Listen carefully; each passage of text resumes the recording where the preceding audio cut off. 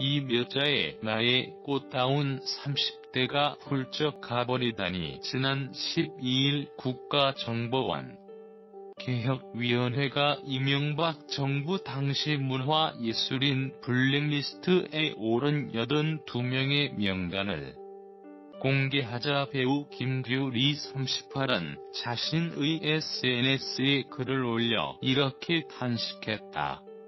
명단에는 김규리의 예전 이름인 김민선이 포함돼 있었다. 그는 왜 블랙리스트에 올랐을까? 2008년 5월 미국산 쇠고기 수입 반대 시위가 한창일 때 김규리는 자신의 미니홈피에 광우병에 감염된 쇠고기를 먹느니 차라리 청산가리를 먹는 게 낫겠다는 글을 올렸고, 당시 이 문장은 청산가리라는 표현의 강렬함 때문에 급속도로 확산됐다. 수십만 명의 시민들이 광화문에서 촛불을 들고 세종로에 차벽이 설치되는 첨예한 긴 장애 시대에 그는 이 한마디로 논란의 중심에 섰다. 김미화, 김재동, 윤도현 등 당시 정부의 비판적인 문화예술인들 속에서 김규리는 그전까지 정치적 메시지를 직접적으로 드러낸 적 없다는 점에서 상징성이 컸다. 당시 실시한 여론조사에선 김민선의 청산가리 발언이 쇠고기 소비에 영향을 미쳤는지를 묻는 질문에 15.8%가 그렇다고 답했을 만큼 그의 발언은 파장이 상당했다. 리얼미터 2009년 8월 12일 조사. 네티즌들로부터는 개념배우란 별명을 얻었지만 미국산 쇠고기 수입업자들은 그에게 손해배상 청구 소송을 걸었다. 2010년 2월 1심 판결에서 김규리가 승소했고, 이후 2심 진행 중 원고가 소송을 취하했다. 그가 자신의 이름을 바꾼 건 2009년 말이다. 당시 언론과 인터뷰에서 그는 개명 사유를 어릴 적부터 집안에서 불려온 이름으로 바꾸기 위해서라고 말했지만 1999년 여고괴담 두 번째 이야기로 화려하게 데뷔한 이래 10년간 구축해온 커리어가 무너질 위험을 감수할 만큼 그에게 청산가리 사건은 빠져나오고 싶은 부담이었다. 개명 이후 그는 독해졌다. 상업영화 출연이 쉽지 않아지자 그는 홍상수와 김기덕 감독의 저예산 영화에 잇따라 출연하며 영화계의 김규리로서 복귀 신고식을 치렀다.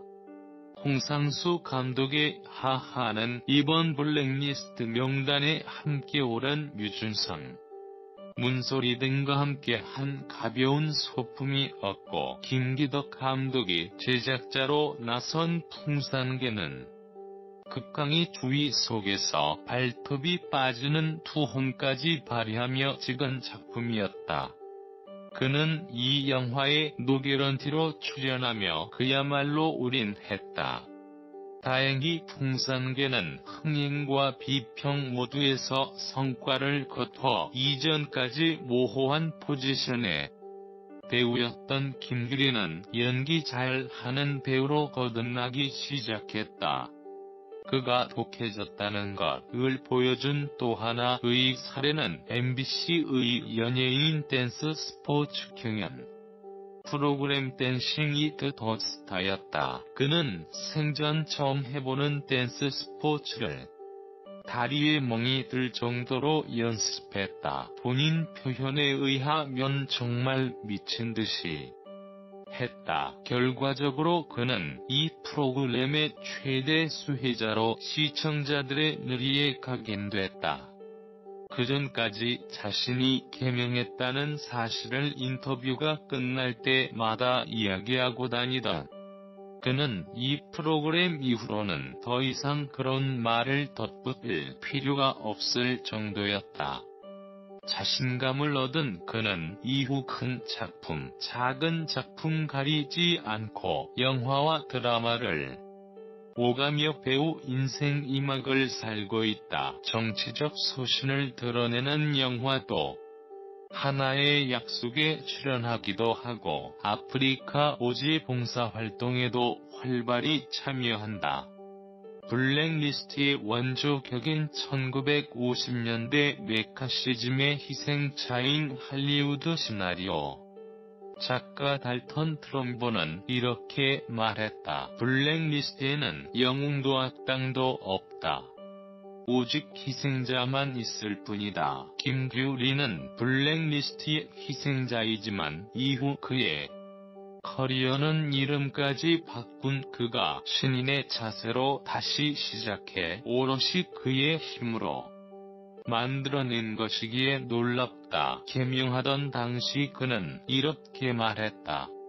김민선이란 인물이 인생의 1막을 살았다면 김규리는 2막을 사는 것과 마찬가지예요.